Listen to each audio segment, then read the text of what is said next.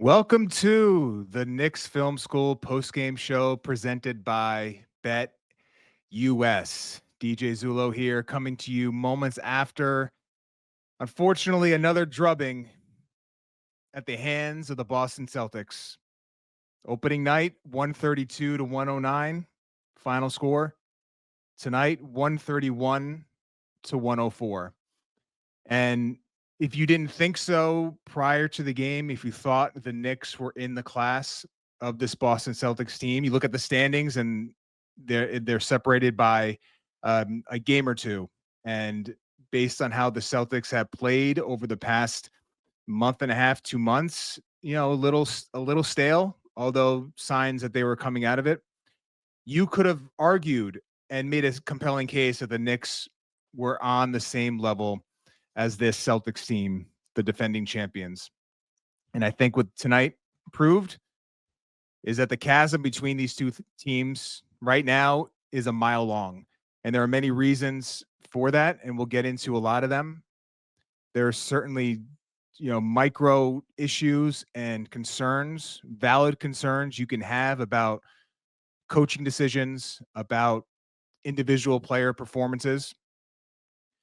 To me right now, I think we need to just sit and understand that this Celtics team was playing without Kristaps Porzingis, who, in my opinion, is the reason why this team can get to the truly elite level. This team was not playing with Jrue Holiday. Still a really effective basketball player at this stage. And yes, I know OG Anunoby wasn't playing. I know Mitchell Robinson, we're still waiting for him to make his return. But I think right now, the talent gap of these two teams is enormous. And if you can boil it down to one sort of action sequence that happened time and time again tonight, was the Celtics relentlessly attacking Jalen Brunson, who I will spend time to give an immense amount of credit for his performance tonight. But they were also attacking Karl-Anthony Towns. And let's call a spade a spade. There's been too many games against great defensive teams where Karl-Anthony Towns has been reduced to a good basketball player. He hasn't been the all-NBA, starting all-star, potential MVP, top 5 finisher against the truly great defensive teams. And you can sit here and tell me that there's a lot of coaching involved in the fact that he has not been at the level he needs to be. And yes, he was on the injury report today, and I'm sure that played a factor in some of his issues tonight. That knee probably hampered him a little bit. But this happened the first Boston game. This happened the first Oklahoma City game. This happened in the first Houston game, the first Cleveland game, where teams have the way to go against this man and allow themselves to effectively take what has been one of the most effective actions in the NBA, the Brunson Cat 2-man game, and remove it from the playbook. Now process that for a moment. The Knicks have two elite offensive players that are perfectly synergistic, that play off each other, that are additives to each other. And against certain teams, and it's not the entire NBA, we're talking about only 3 to 4 teams. But those 3 to 4 teams can effectively remove Karl-Anthony Towns from the equation in terms of him being that elite all-NBA offensive player. And we saw it again today, where Cat was spacing, which is a huge impact on an offense. He had some post-ups. Celtics doubled a few times. Many times they would just play him straight up. He had some offensive rebounds and some putback attempts. He was able to put his mark on the game on offense, but make no mistake about it, he is just not an elite offensive player against these teams. And the biggest red flag for me is that I don't think there's a great solution to remedy this. He's not going to all of a sudden turn into Jokic in the post and punish mismatches. His ball handling, while truly effective for a player his size, especially against opposing centers, limits him in terms of his self-creation. Although he did have a couple of self-created threes in this game, impressive shots, but certainly not a shot diet that he can go to time in and time again. So where do we go here? Because for the Knicks to get to where they need to get to, they're going to have to go through Boston, in my opinion. And I don't have the confidence standing right here, February the 8th, 2025, after that game, that they could figure out a way to turn the tide against a specific matchup. And there were some, this might sound crazy, but I thought there were some things on the defensive side of the ball that might be things to carry over into the next matchup. But to stick with Karl-Anthony Towns, the offense, just not the impact required to be a great offense. And then on defense, Cat at the level, right? We've been talking about, you can't play Cat and drop. He has to hedge. He has to be up at the level. He has to impact the ball at the screen level. Every single time it felt like Cat was at the level, Tatum was going around him. Auto, paint touch, driving kick, open three. So you can tell me that there's things the coach can do to mitigate the problems Cat can bring against a specific matchup. But what are they? They're going to bring him into the action, and now you can drop him, and Tatum can walk into open threes. You can bring him closer to the level.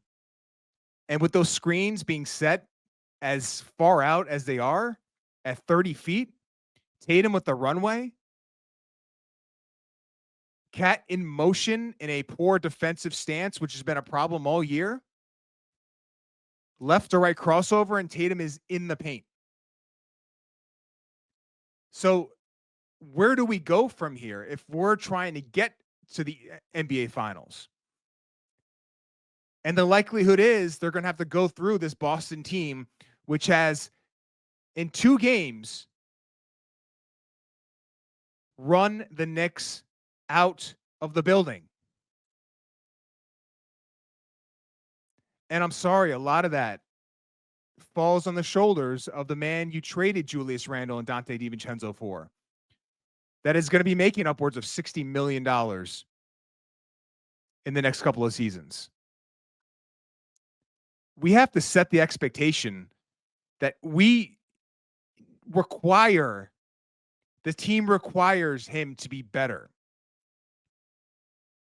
I don't think you can walk into the next time they play the Celtics and say, well, the coach can drum up some fancy X's and O's actions for Cat to get some really cool post-ups and dives to the rim and open threes and figure out other ways to do it. That sounds great, and you can make that case, but I don't buy it.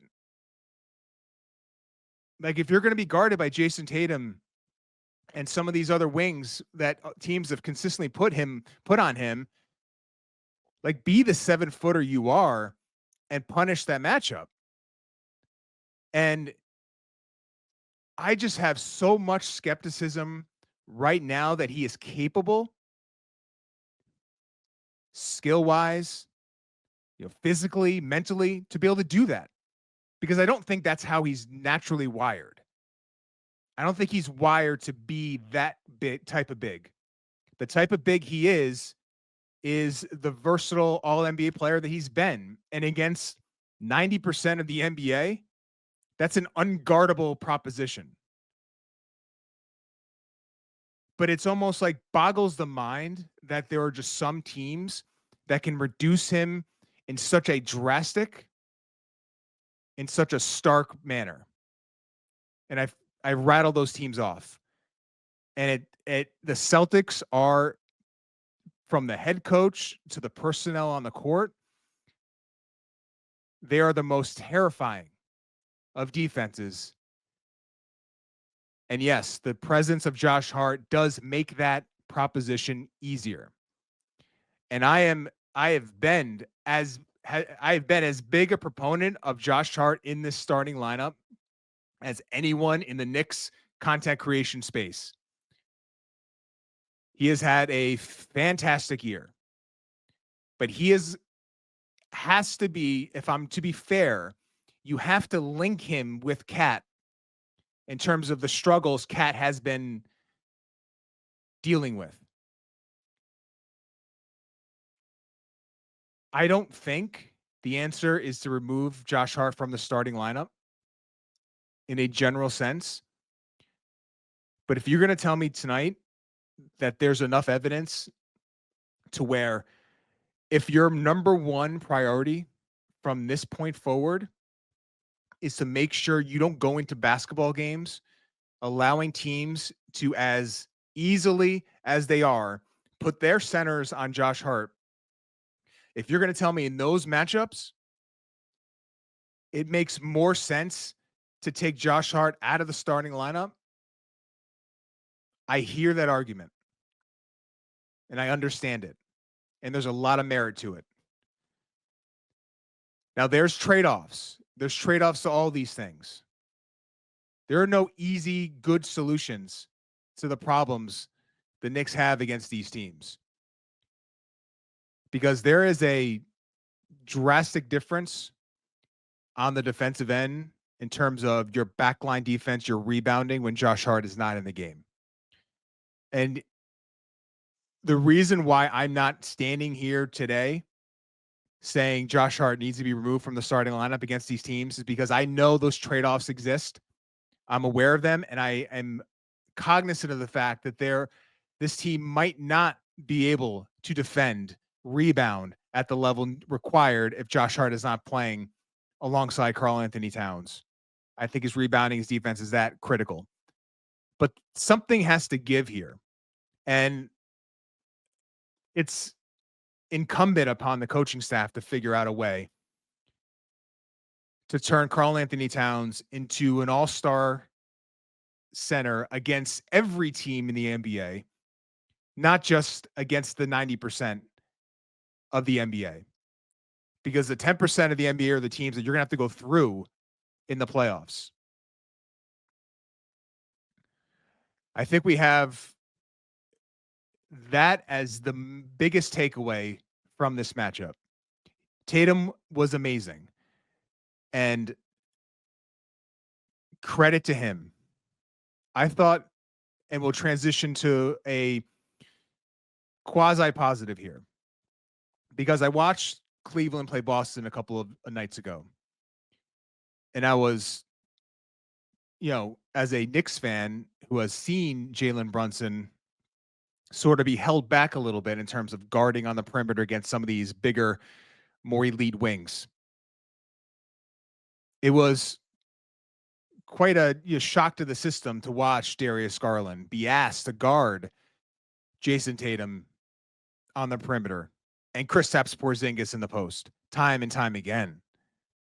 I watched that game and saw Boston still manage to get up 48 threes in the night. And I was wondering, are the Knicks going to view that matchup and try to emulate that in a way to reduce the amount of Celtics threes that are going to be taken in this game? And right from the start, Jalen Brunson was asked to guard. He was asked to navigate multiple screens on a possession. Asked to guard Jaylen Brown in the post. Jason Tatum on the perimeter. I can't think of a game where Jalen Brunson was asked to guard in that way from the opening tip to the moment he left the game. I thought Jalen Brunson's performance in a game we all want to forget was commendable in terms of his effort, what was asked of him on the defensive end, and what he was still able to produce on the offensive end. To me, looking ahead, I think the only way the only way to compete truly with Boston is to try as humanly possible to lower and keep their 3-point volume at it's not even a reasonable number, a number that most teams would think would be a great shooting night in terms of the volume. But can you shave off 5 to 8 threes from the Celtics top line number? And the best way to do that is to not have Brunson hedging and showing, recovering, and then you're in rotation, and then it's drive, kick, close out, penetrate, kick, open three. The fact that Brunson was able to hold up the way he was did limit the threes the Celtics were taking. Celtics took 9 in the first quarter, and I thought, despite the score, the Celtics scoring in the 30s and the Knicks being down, I thought it was an overall positive outcome.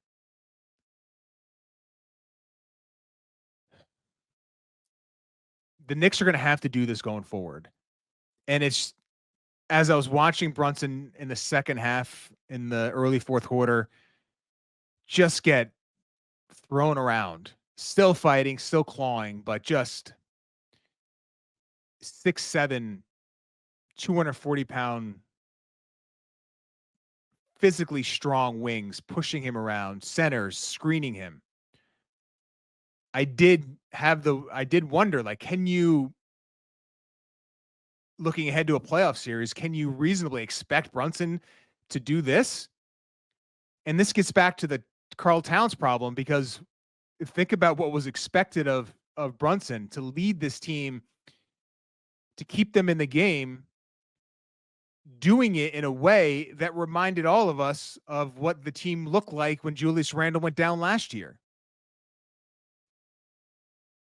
And in those matchups, the Knicks would do their best, but they would make sure Brunson was not guarding the best players on the other team. So the Knicks asked Jalen Brunson to put in as much work on defense as he has maybe in his entire Knicks career, while also being the only effective offensive weapon on the team. So until you fix the Karl Towns problem, you're left with the idea that, yes, you can make Jalen guard, and it makes the most sense to do that. It's an effective strategy. But can he do that and not have his co-all-star playing with him and playing at an all-star level? To me,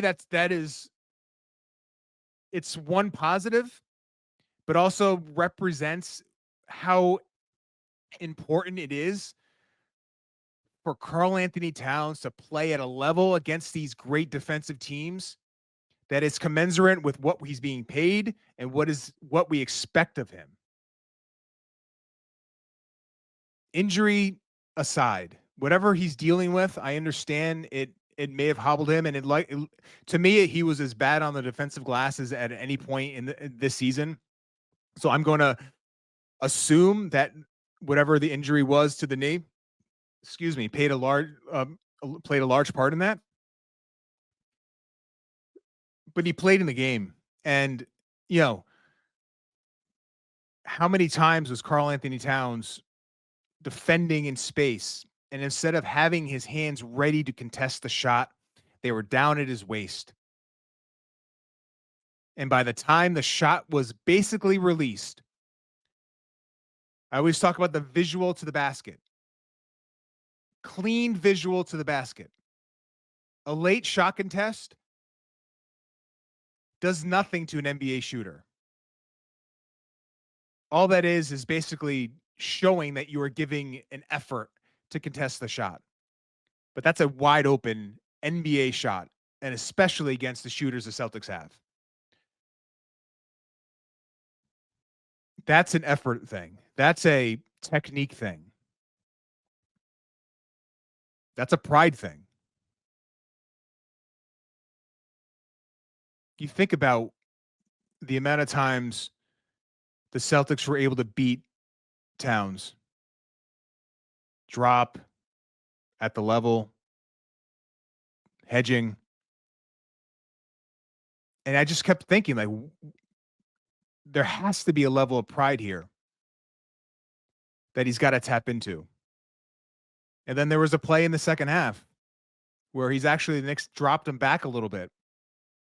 And it looked like him and I believe Bridges was the one guarding the ball, were a little indecisive in terms of like whether or not this was a switch. And I was texting with Benji earlier, and we were going, I'm like, where's the options here based on we've seen Cat at the level, we've seen Cat and drop, nothing's working. What's the solution? His response was, well, we haven't seen the switch, which was 100% true. And it seemed like on that particular play that they might have intended that to be the case. But Cat wasn't pressed up on Tatum enough, and the hands were just at his hips. And it was a late contest, and credit to Doris Burke for calling it out, or Richard Jefferson. I think both of them might have. It's an open shot of the NBA. And after all the damage the Celtics had inflicted upon Towns and the Knicks, you would have thought that pride would have kicked in a little bit. Credit to him for playing in the game. He has the ethos of what a Tom Thibodeau team is all about. Like, if you can play, you play. And again, I'm being hard on the performance, but I do want to credit the player for playing in the game. But if you're playing in the game, then you got to be held to a standard. And he failed at whatever standard, whatever reasonable standard you could have about a player of his caliber. He failed miserably. And he was not the only one. But the reason why it's so important to acknowledge the performance is that this is now a pattern. It's a burning red flag pattern that is developed over this season. And until we see evidence to disprove, it is a massive question for this team going forward. It is the question in my mind for this team going forward. Because if Karl-Anthony Towns against these great defenses is not going to be an all-star level player, this team is not getting to where they want to go. They're a good basketball team with Towns being good. But to be great, he has to be great. And we have to hold him to that standard. And he has not met that standard against these teams. And there's plenty of season left. He has not played his first playoff game as a New York Knick. He has an incredible amount of time left to write his story with this franchise. But think to yourself, after seeing him play against these teams, do you have confidence right now he can flip the switch and be great against these teams in the playoffs?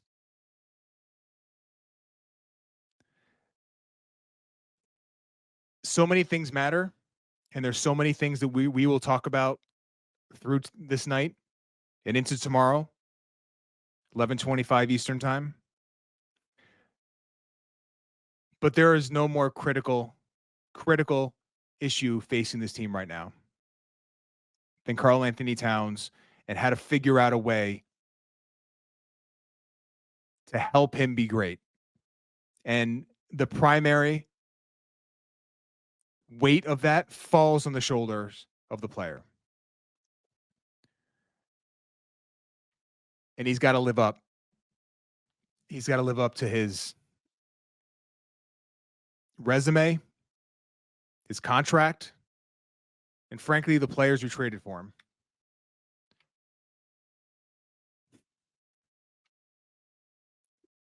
We will get into all the things tonight, and there's plenty of things to digest. I hear you if you tell me Josh Hart should not, or Precious Achiuwa should not have started that game. Tibbs heard you because he started the second half with the Deuce McBride.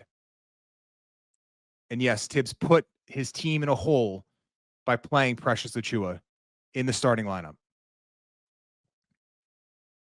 But can you really tell me that after what you've seen over these two games against the Celtics, I'll remind you, 263 points for the Celtics, 213 for the Knicks. bludgeoned in 2 games. Do you really think Deuce McBride is changing the fact that, as I said when we started 20 minutes ago, 25 minutes ago, the chasm between these two teams is a mile long. And the best way to bridge that is for Karl-Anthony Towns to be a star player against these teams. But we'll get into all the super chats, all the, I'm sure, glass half empty, maybe some glass half full feelings on this game. I can't tell you that I'm feeling positive right now. Clearly I'm not. And I'm just disappointed in what we've seen against some of these big time teams from our star player. And I think it's incumbent upon us to hold him accountable.